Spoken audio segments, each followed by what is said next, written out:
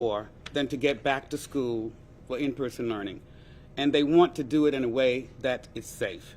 The well-being of our staff and students is the most important criteria for getting back to normal. We know that in-school learning is best for our kids, but we also know that COVID-19 is extremely contagious and that the CDC has said that with the right precautions, school reopening can be done safely. And we need to do it the right way because school staff and families are scared to death. And if schools don't take the right precautions, we have reasons to be concerned. DCPS needs to work with us, the Washington Teachers Union, not refuse to work with us, but to ensure the safety of all school buildings. We would have to include the voices of all stakeholders. That would mean parents and other school workers. And of course, if they won't, we will have no choice but to continue our discussions around other actions. So just last week, an independent arbitrator found that 2 of our public schools, Coolidge High School and Watkins Elementary School, were not fit to reopen. They are to remain closed. Frankly, teachers are saying that there are many others in the district that are violating the safety precautions that the Chancellor and I agreed to in the Memorandum of Agreement. So I propose that people from the Mayor's office and the Chancellor's office work with us on conducting walkthroughs in each of the schools that are reopening to ensure that all of the safety metrics and protocols are in place. While WTU is gravely concerned about the safety of its members, it's also well aware of the prohibition of DC law against teacher strike. Accordingly, WTU is advising its members who have been assigned for in-person to return to their schools today. And of course, WTU has also advised members as it continues to work with our partners that a strike would be unlawful and will have serious negative consequences for them and for our union. WTU has also advised members that the prior vote over the weekend was not a valid membership referendum and it is not a call for a member to refuse to work in person, just to be clear. Bottom line, because no strike is ongoing or imminent, any action by the court is unnecessary and premature. WTU will hold a vote in the coming days on whether members desire to authorize the executive board of the WTU to call a strike. However, the vote itself is not a strike, nor is the vote itself prohibited by DC law. It would not be prudent for the court to issue an injunction barring a potential future strike that is uncertain and may not even occur. An injunction would be harmful and against the public interest because it would cause confusion and place members in fear even if they have legitimate reasons to take leave. Further, DC Public Schools reopening plan itself is against the public interest, as shown by the lack that only approximately 9,000 students out of the district's nearly 50,000 students have accepted in-person learning seats. The more than 80% of the students learning virtually will be harmed by the reallocation of DC Public Schools resources on the few students learning in person. Notably, the students attending in-person instruction are disproportionately white students, thereby, and not those that have been most impacted by the closing of our schools. So we do not want to take actions in our reopening plan that are going to exacerbate the inequities that have existed pre-COVID. At this time, I'm going to turn the floor over to Sharice Muhammad, parent, local school advisory team chair at McKinley High School. Thank you, Sharice, for joining us.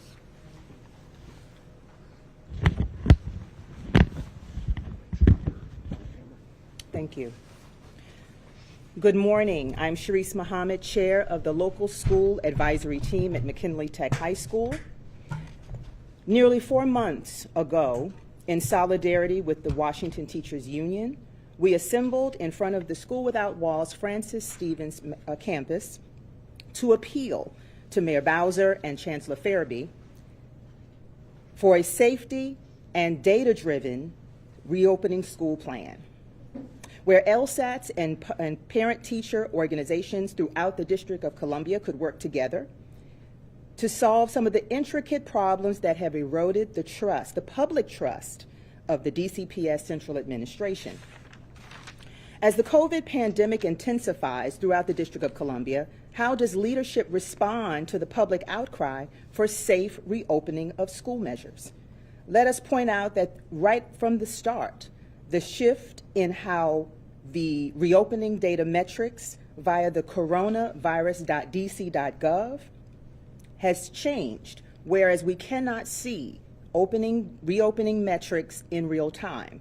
Currently, if you go to that website or to the dashboard, you will see data from weeks prior.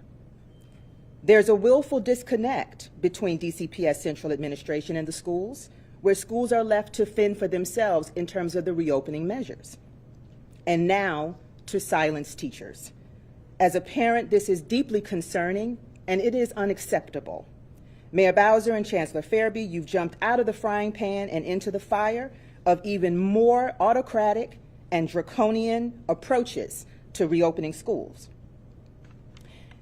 The COVID pandemic continues to shine a light on the inequities of schools throughout the District of Columbia, and on the part of leadership, we are calling on you to bring innovation, creative solutions, and sustainable options where parents feel a part of the process of reopening the schools and teachers feel heard and supported. This is the type of leadership we expect from you, Mayor Bowser, to forge the District of Columbia forward.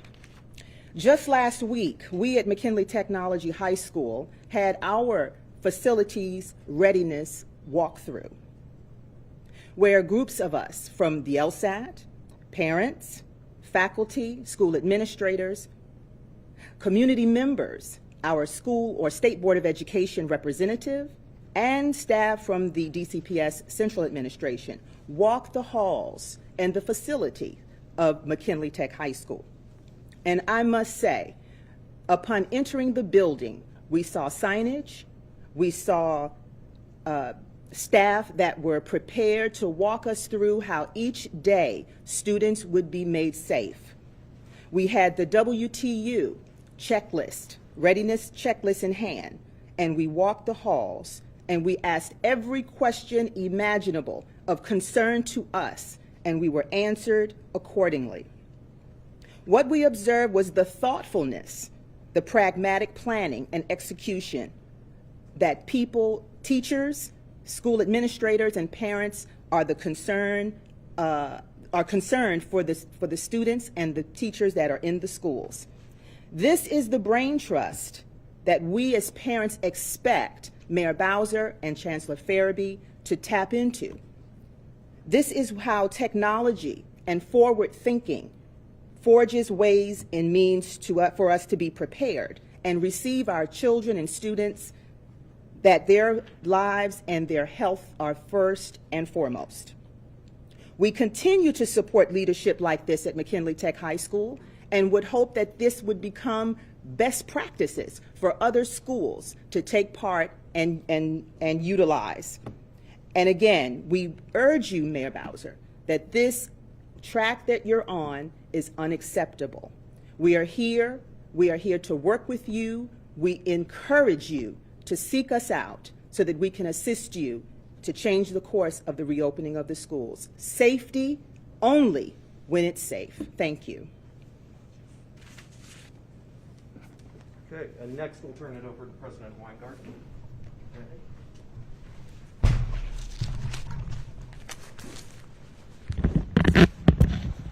Good morning. Randy, you're muted. You're muted. 1 second. Okay.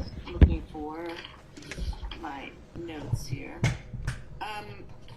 So this is, as everyone has said already, and I had wished to be down in DC today, but every flight that I was on early this morning was canceled because of all the snow.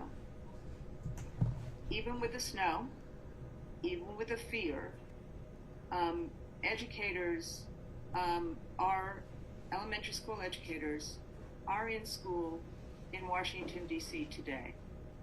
It is unfortunate that the city is actually looking at the effects of the deep conversations that educators are having and not actually looking at and trying to solve the root cause of it. what is happening across the country is that we have had a year before this January 20th, before this new administration, we have had a year of downplaying, of failing to tackle COVID, to give the guidance that was needed in schools to reopen schools safely, to have the resources until the first installment this December to reopen schools safely. And instead of bringing communities together in terms of how to fight COVID, how to deal with all the struggles, the economic struggles, we had an administration that completely failed, that distorted fact from reality, as everyone has seen because of the big lie and the effects in Washington, D.C. before January 6th and then in the aftermath of January 6th. The same kind of distortions of fact versus untruths have happened when it comes to school reopening, in that people of goodwill don't actually even know what the science is and how to have a roadmap in terms of safe reopening and how to trust that that will happen. Since January 20th, we have a new administration that wants to do this, that wants to make sure that we can reopen schools for our kids, particularly our elementary schools, because we know they need it, and to do it safely, because these two things go hand in hand. Before January 20th, you had this haphazard mess all over the country. That is why you're seeing what's happening in Chicago, in Philly, in Boston, Baltimore, Washington, on top of having huge disinvestment in schools before that. So what has happened in Washington, D.C. is that a mayor, a chancellor, and a union president tried to figure out what to do, ended up coming up with an MOU that in many respects is a really great document. And as the parent who just talked before showed, it can actually be implemented as it was in that high school. But so many places, people don't know. They're walking into schools today not knowing if this has been implemented well. They have a right to know that the safety conditions that we have so negotiated are well implemented. That is why we've been asking for walkthroughs. That's why we went to an arbitrator to ask for a walkthrough.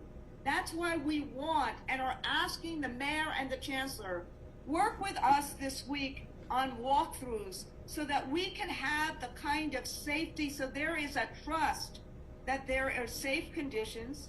And if it's not, if there are issues, that those issues get fixed. That is exactly what is going on in Boston this week and last weekend. That is why there is a cooling off period in Chicago to try to get this right. Educators have a right to express their fears. Like everyone else in this country, they have seen the ravages of COVID. We are trying to do everything we can to reopen schools safely because we know that is important for children. The mayor, by doing what she did in terms of vaccines, was a great step. But we need the step of making sure that this memorandum works to keep everyone in schools safe. Because every parent knows that if the teachers stand up and say that this is safe, they will trust the teachers. But who is working and looking out for the educators to make sure that in this terrible, terrible COVID crisis, that we can both make things safe and have in-school learning? The local did what it needed to do. There is a memo out to members that has said that schools are reopening today. I'm asking the mayor and the chancellor, don't silence us. Listen to what we're saying. We know you're in a terrible situation, as is so many others, because of what that last administration did. But let's work together to try to get this right, following the science, but quelling the fears, not by silencing people, but by actually making sure that we make things safe and people trust it and see it. Thank you, Liz. Thank you, Randy. And I do want to, I'm going to open the floor up to those individuals who are here with us this morning. And I want to reiterate what you've said, Randy, about the school, McKinley High. What happened at that school basically was a very transparent process for parents and other school workers. The teachers there work together. That is something that we want to replicate. We're happy that we were able to arrive at the memorandum of agreement and the school readiness checklist. And we wanted both of those for the purpose of getting parents to see evidence that all of the repairs and the safety protocols in each school had been in place before, any students or staff were allowed to report back. So at this time, I'm going to open the floor to questions from the media. And I think Perry's hand was up first. I have a few questions, but I'll start with, you mentioned, and I've heard, you and other union leaders mention this in the past, that the kids being served are disproportionately white, and it can be an inequitable plan. But what we know from the numbers in DC is that it is actually just a minority, 28% of the kids going back are white, and the vast majority of students going back are low-income students of color, most of whom meet the city's high needs category. So my question for you is, what do you say to those families who do really want to go back right now and feel they are ready and are seeing the union in the city fighting and hearing that this is a plan that is meant to benefit white children? Well, actually, we want to say to those parents that we want the same thing for your children that you want. As I've said in every comment that I've made regarding this reopening plan, Perry, is that our teachers want to get back to in-person teaching. And I do believe that our priority being safety is also the priority of parents. They want to ensure that when their child enters a building, is in a classroom, they are trusting the school district to protect their kids. And we want the same thing for our members as well as our students. Now, I don't know what the figures are for in terms of family demand, school by school. We've been requesting that data for months. We've not received it. And that is what we need, because that is what's going to be used to determine how many teachers will be needed for in-person. So my response to parents would be, we want the same thing. We simply want it to be done safely for all children. I guess to you and President Weingarten, my question is, why do you think your union pushed this point that this, these are mayors across the city pushing this for rich white families, and this is not a plan to serve all students? Well, I don't. Can you repeat the question, President Davis, so those online can hear? Sure. Perry, would you like to repeat the question, please? Yeah, I guess I want to hear why we're hearing union leaders across. I mean, you're talking about, there's two arguments or two issues right now. There's the safety, which, and this question has to do with the second part of it, which is you guys, many unions I've heard in Chicago here and New York and DC talk about these plans for reopening be to satisfy an upper income demographic. Got it. Thank you. So the question Perry raised is why unions are messaging that the reopening plans, I suppose, better serve white students and black and brown students. And I can't speak for Chicago or Boston or any other school district, Perry, but what I can do is speak for DC. I do know that we have 4 categories of students that are considered at risk. A very high population of our students are special education students and ELL students. Many of these students are not returning. And also, in addition to that, we have over 7,000 students who report before COVID coming from homeless shelters.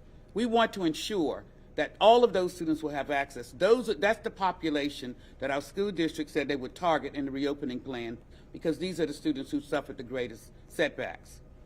What we're seeing at this point, and because we do not have the data that we've asked for, we're basically relying on data from our teachers, the ones who have been called back, how many of them will have in-seat students in their classrooms when they return, because we have not been able to get that data from DCPS.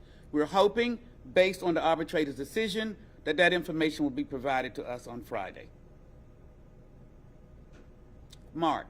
So what exactly is your, and I apologize for not following this as closely as perhaps I should have, but, I thought you could reach the DCPS had acquiesced to your request about the MOU. You signed it, and they agreed to walkthroughs. So now, if the walkthroughs not occur at every school, can you tell us how? I mean, it sounds like there was at least one good experience. Yes, at and one school. you're absolutely right. Yes. How many schools that are like McKinley Tech, that where they had a walkthrough, the parents are satisfied, you're satisfied, compared to how many schools did not have that? Thank you for that, Mark. And the reason I asked Ms. Muhammad, the question that Mark raised is, we had a memorandum of agreement that Chancellor Furby and I signed.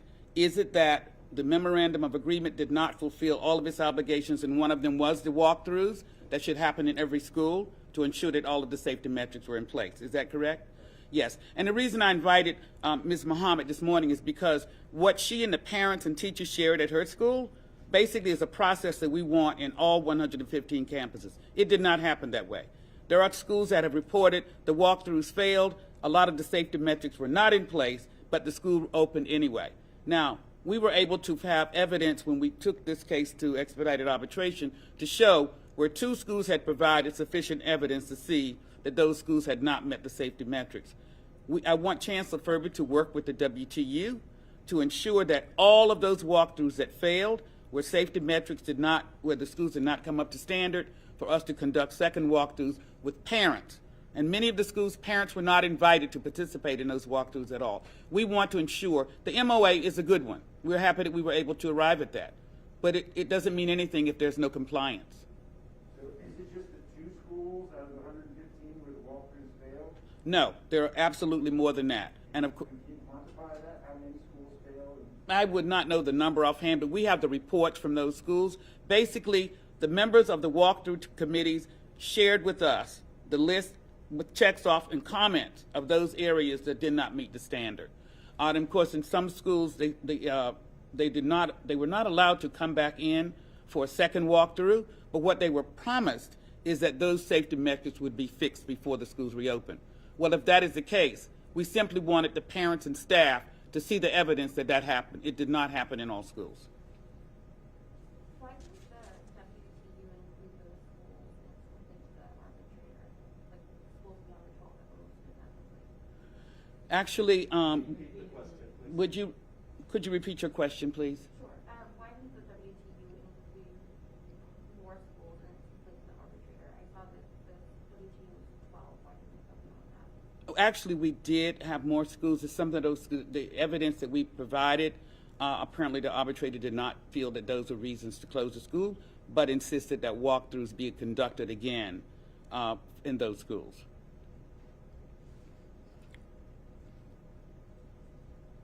Okay, Perry. Yeah, what is the status of the restraining order hearing? Are you not going to be there this morning? Is it happening this morning? Yes, and to repeat the question from Perry, what is the status of the? The hearing over the temporary restraining order. No, I will not be there, but we have 2 of our representatives there along with our general counsel.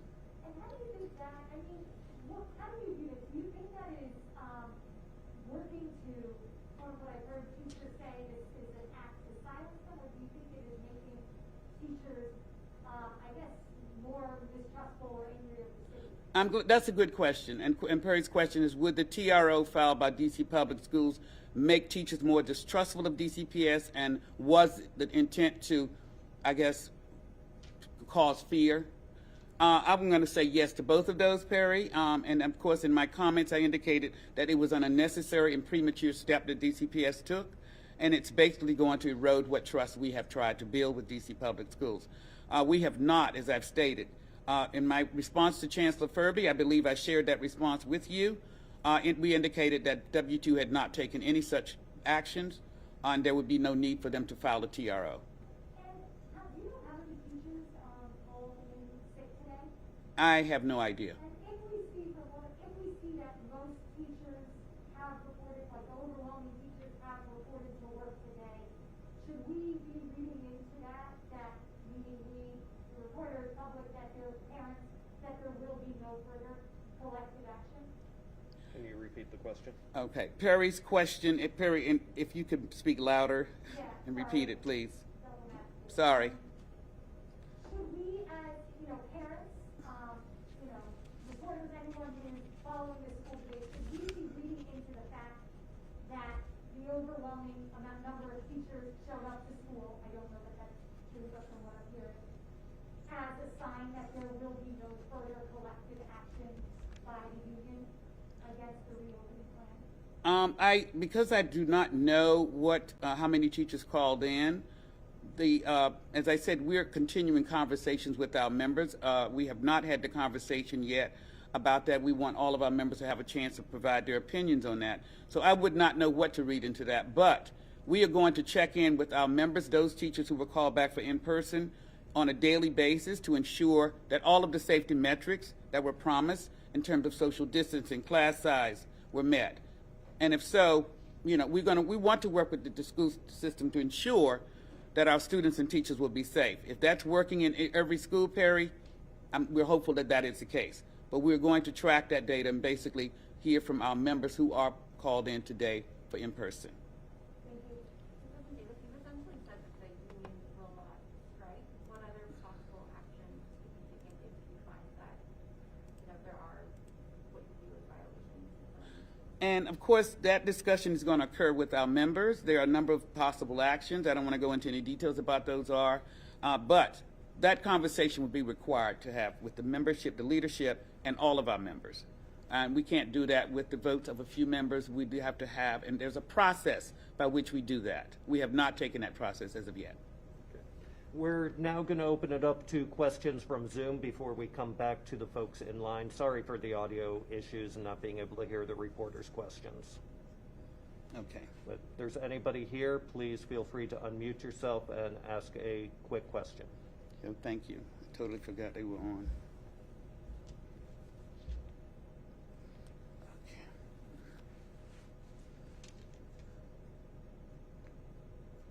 Do we have any questions from? I see a hand there. No, that's your button. I'm sorry.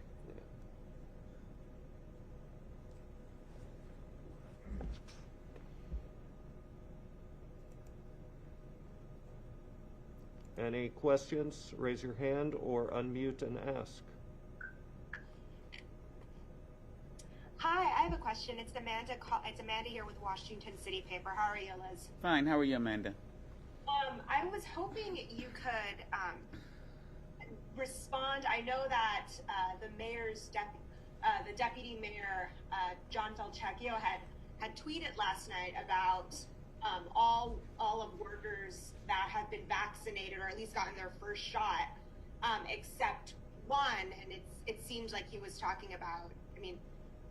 Excuse me. He said that all of the workers vaccinated so far have been working in person throughout the pandemic except one, suggesting that, this was teachers. And he was saying that, and there are even more essential workers who have been working in person throughout the pandemic, waiting for their tier to be vaccinated, yet still showing up for work. So I wondered, can you respond to that, Ms. Davis? And of course, I have no idea what John's text or tweet meant, but our teachers, as I've stated, and I'm happy that the mayor was able to make the vaccine available to those teachers and other school workers who were called back for in-person. I have no idea what the tweet is that he's promised, but our teachers have been working virtually since March of 2020, and they've done an amazing job of doing that. They're in school today, so I have no idea what the content of John's message is in his tweet, and maybe you want to clarify, but that's my best response to that. I think he's right. He's saying that everyone who's gotten, vaccinated or has gotten their first shot yet has been showing up to work, and that that there are, DCPS staff teachers who have been questioning, who've gotten their first shot but are, resisting to go back to work. And so why is that? Well, I don't know if John has received, the WTU has not received notification from not one member who has suggested that they're not reporting because they do not have the second shot. If he has such evidence, I'd like him to share it with me. We have not received such evidence. Okay, Thank you. Thank you. Hi, this is Natalie from Channel 5. I have a question. When were the first walkthroughs with the schools? When did they happen? What were some of the concerns that you saw? And then when were you asking for a second walkthrough? Okay, and of course, the walkthroughs occurred in different schools at different times. Those schools that opened for the care classrooms, of course, had the walkthroughs done early. What we wanted and suggested in the MOA was that the walkthroughs would include the staff members, the nurses, the custodians, the principal, teachers, and parents. That did not occur in every school because we track that information school by school. And we want to, and of course, some of the schools reported that their HVAC systems had not been repaired when they did the walkthrough. What they were promised is that the repairs would be made afterwards, or there was a work order placed to have the repairs done. However, those walkthrough teams were not allowed to happen a second time to see the evidence of that had actually happened. When did you start requesting the second walkthroughs? And was it announced that they'd be going back to school before you got a yes or no from the district and the city? We actually began asking the chancellor for a second walkthrough so that parents and staff could see the evidence of the repairs. Basically, they were denied. He simply said it wasn't necessary. We thought that it would be because some teachers know that the procurement system for services, HVAC systems, was one of the major concerns.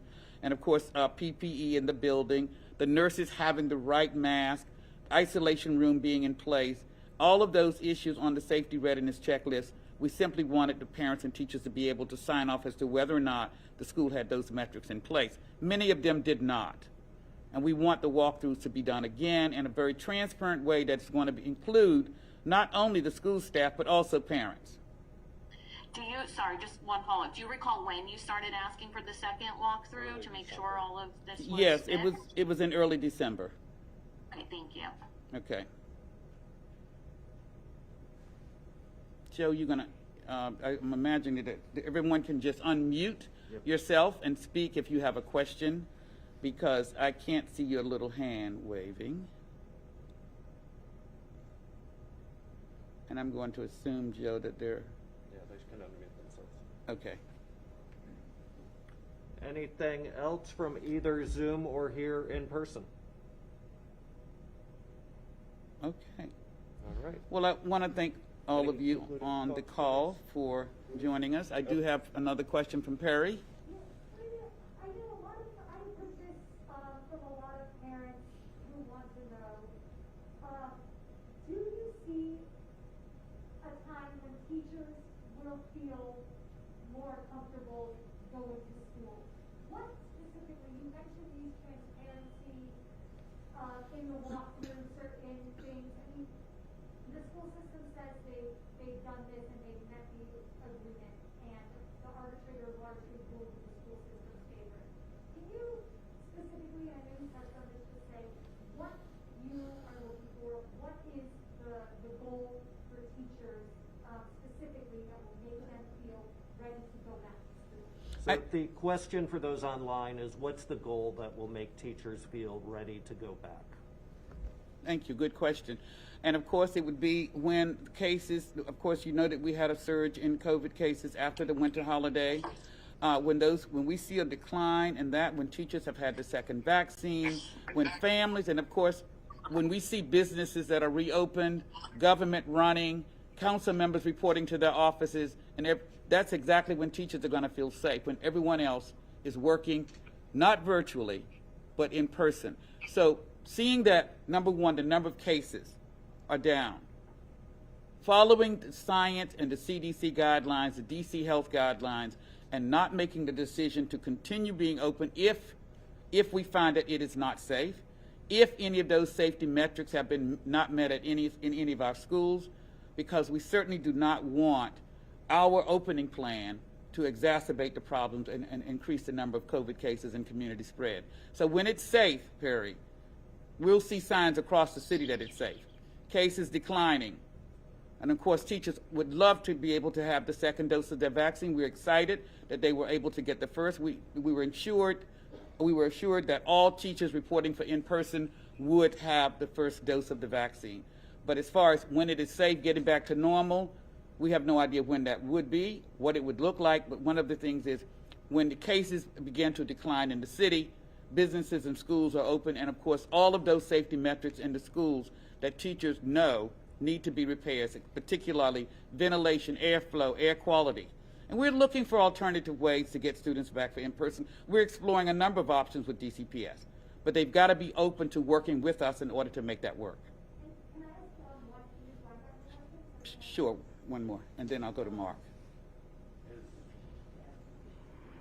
Is President Weingarten still on? Randy, I do believe Randy had to Yeah, leave. I think she had had to to leave. Yes, right. Mark. The opposite of Perry's question, what would it take for WTU teachers to feel that it's time to take a vote to strike or to take some kind of work action? What are you looking for in the next few days that would push you to that position? We've asked to change. Yes, sir.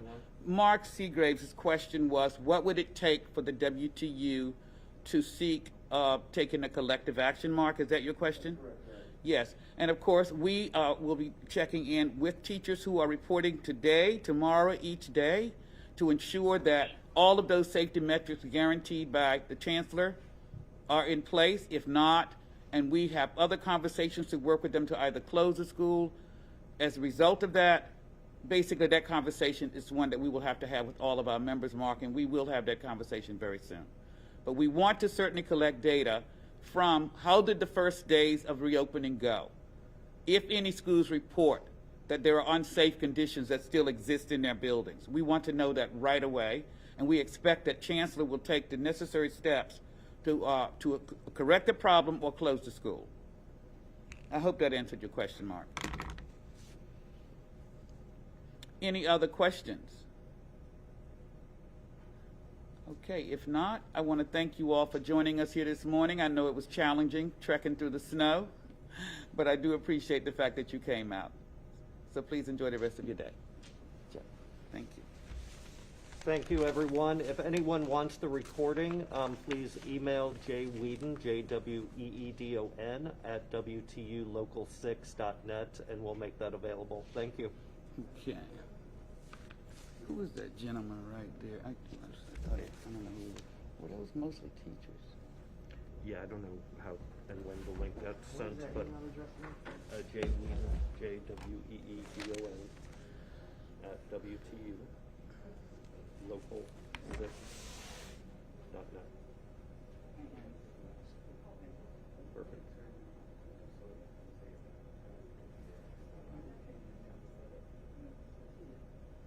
And I should have it within probably about an hour. I should give it forwarded along. Just in case. Yeah. No, I appreciate you coming out. Sorry for the last minute shift. Found out this morning. I have no expectations when I get to any shoot. So just come prepared for me. Appreciate it. This is how it should be done. Yes, this is how you